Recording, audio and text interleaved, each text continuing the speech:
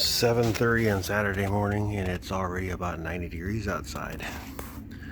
But as you can see, I have a whole drivetrain here. It's got some bolts missing. I'm gonna probably be putting this thing in and out a few times. Took the cables off the motor so I can get them fixed. Painted the new bracket.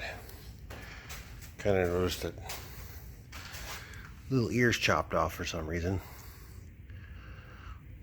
Not sure what that deal is. The other bracket that was on the other motor has different stuff. More or less back in with the new bracket. Let's see if I can shove that back. I can think of some mounting strategies over there. Unfortunately, they won't involve welding. Now, this is not centered in any direction, so I know that's not going to be the final location. But it is kind of centered to the vehicle, so the axles are about the same length, sticking out both sides to the suspension. So it does need to shift quite a bit further driver's side than it used to if I want both axles to have the same operation. Let's see if I can get back there. And you can see the drive shaft sticking in its hole, kind of where it's supposed to be.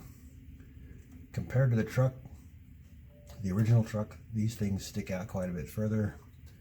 So if you see this right here, that band, come on camera, you have a job to do. That band is right on the inside edge of the frame.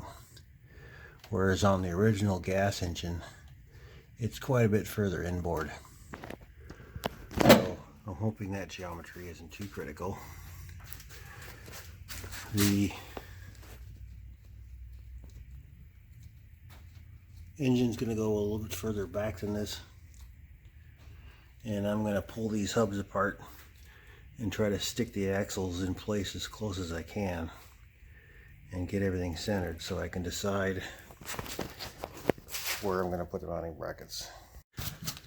So I've been doing paper modeling, so I'm trying to find the latest version. That's probably it.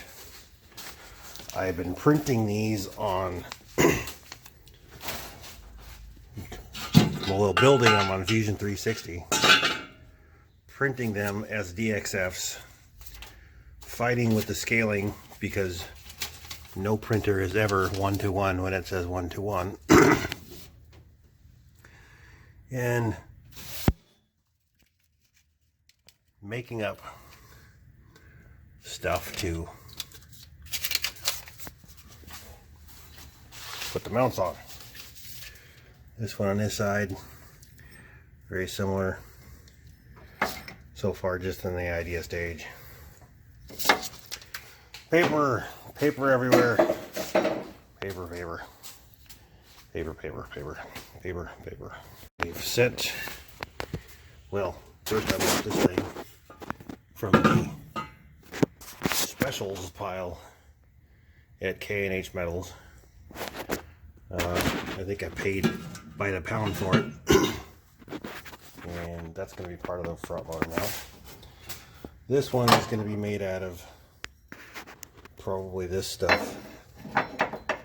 Something along those lines.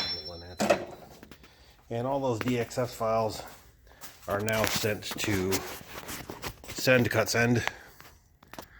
And probably Thursday I'll hear when I'm getting them. Next thing I gotta figure out after my welding fiasco is making that fit.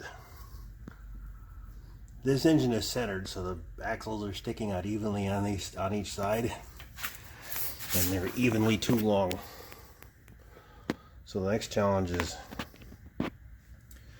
figuring out how to put a Volkswagen end on that axle, or making that axle fit in these hubs. And since I know a guy at a driveline place, I'm thinking it might be easier to make the axles. You think that's a big resistor?